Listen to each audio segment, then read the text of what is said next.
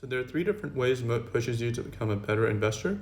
The first way is that Moat pushes you to invest in companies that are able to generate a lot of money in the form of owner's earnings. So what kind of companies are able to generate a lot of owner's earnings?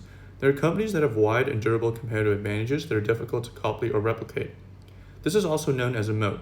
And if a business has a moat, it is able to charge more than its competitors and do so without incurring large costs.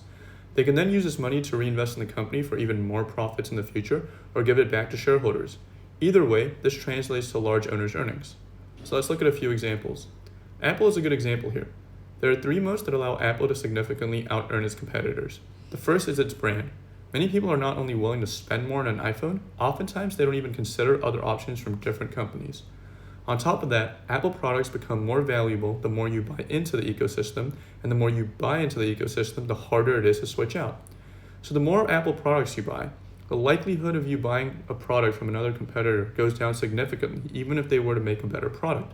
This is known as a network effect and a switching cost. And because of these moats, Apple is able to charge a premium for its products while doing so at a lower cost than its competitors, which translates to a lot of owners' earnings. Compare that to an airline company such as Delta. So Delta is a company with a relatively narrow moat. It still operates in an oligopoly where there are little to no competitors coming in, so it has an advantage in this sense. However, beyond that, it is difficult for them to be able to do anything meaningfully different than, let's say, United or American Airlines and charge much higher prices for flights.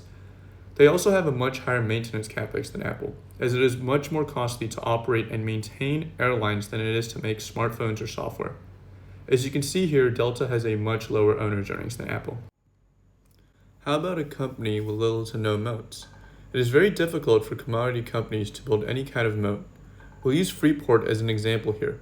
Despite being one of the largest producers of copper in the world, because Freeport isn't able to build any kind of moat, their owner's earnings are significantly lower than Apple's or Delta's. Not all moats are created equal, and it's important to assess the moat of a company before you make an investment. It's also important to note that a moat is not static. It's either declining, maintaining, or widening based on the decisions management makes. Generally speaking, however, the wider the moat, the longer it takes to erode, and the safer the investment. Moat pushes you to invest in great businesses that make lots of money, instead of enticing you to chase stocks as if they were lottery tickets. If you want to be a successful investor, investing in companies with wide and durable moats is the first step to do so.